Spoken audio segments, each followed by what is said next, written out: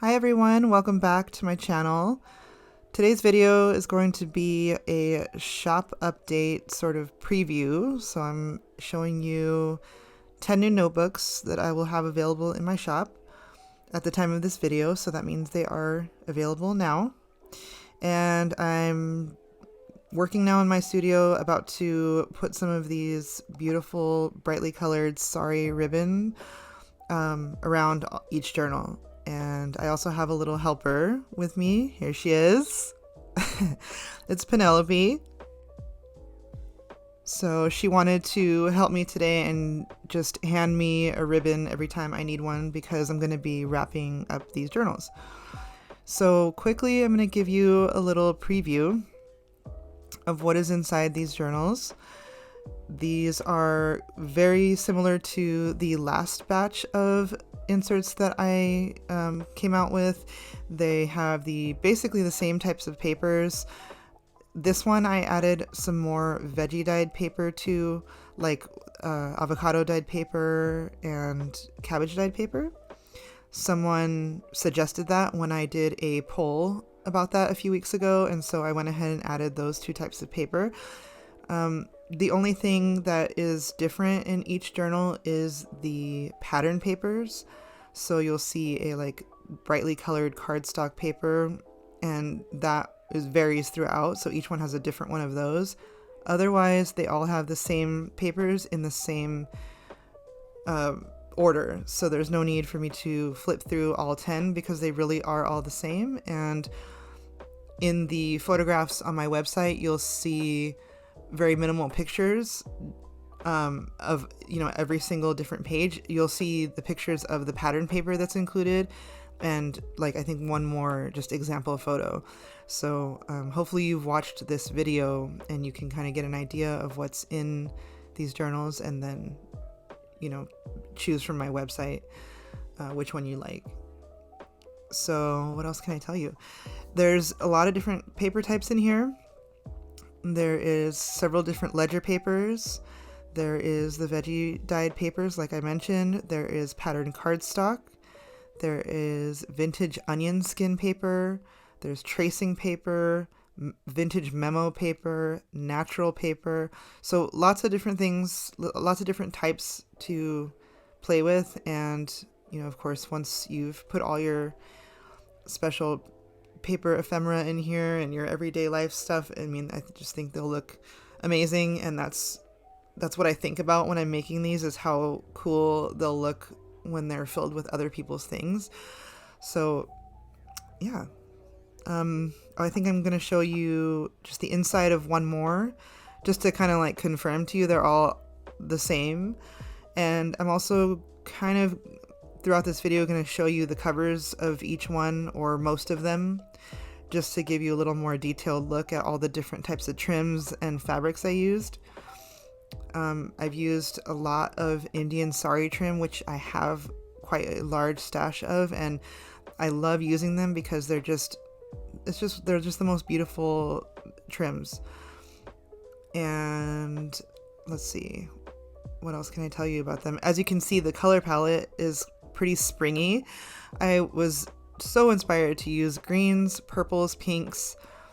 Totally not the first time I've done that, but just, I don't know, I really wanted to do like a big collection. I had ideas for so many different like cover types, or so many different pairings actually of trims and fabrics. So this is like my way of getting all those ideas out, is like pairing them all together and then sewing them onto these covers.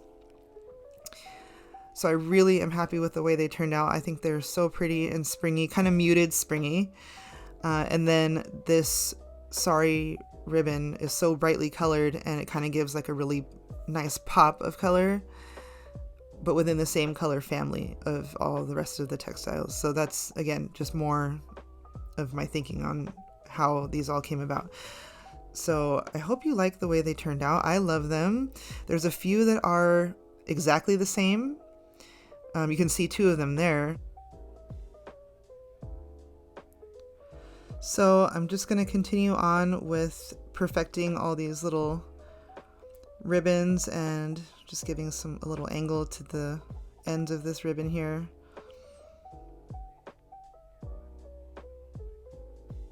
And then I think I lose my helper at some point. I lose her and then she comes back. So she's so funny. But it's nice having her in here and being able to hang out and work with me and kind of see what I'm doing.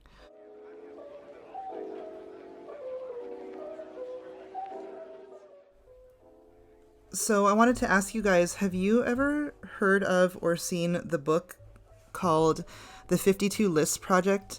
I just got that in the mail today. I heard about it on someone else's YouTube channel, and I was able to find it on a used book site online for a couple of bucks, and so I bought it.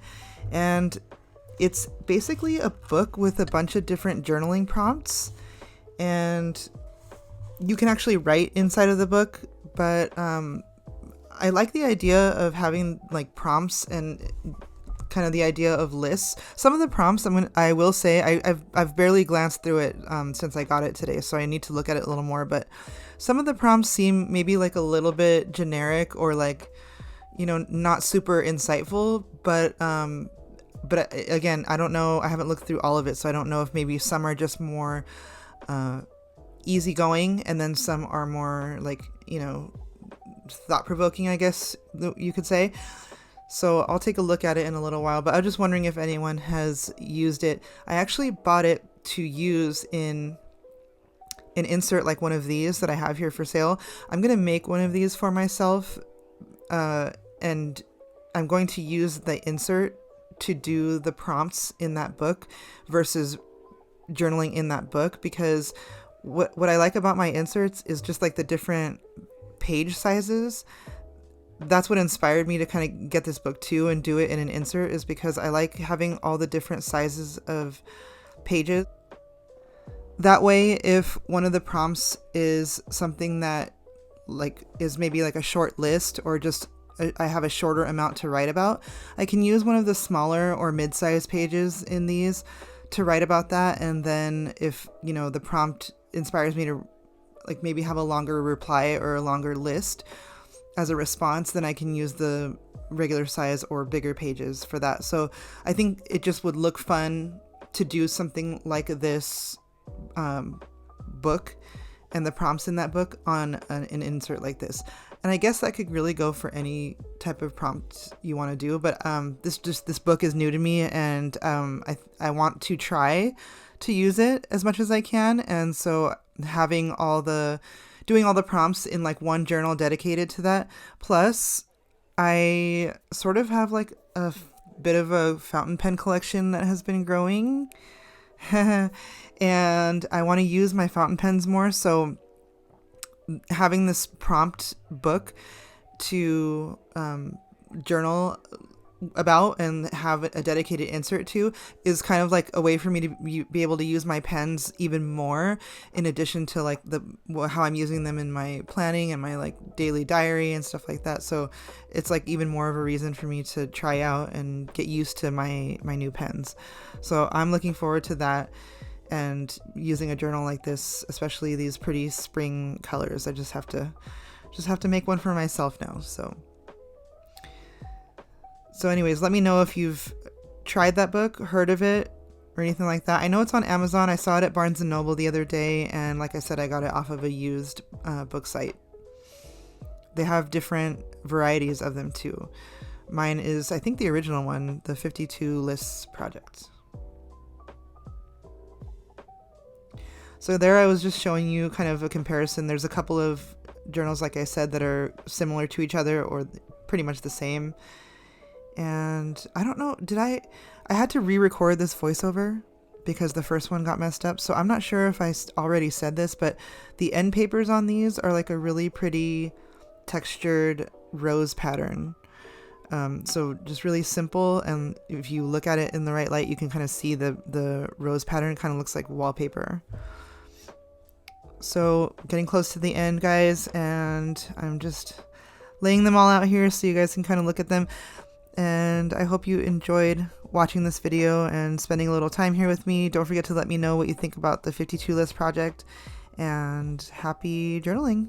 Bye.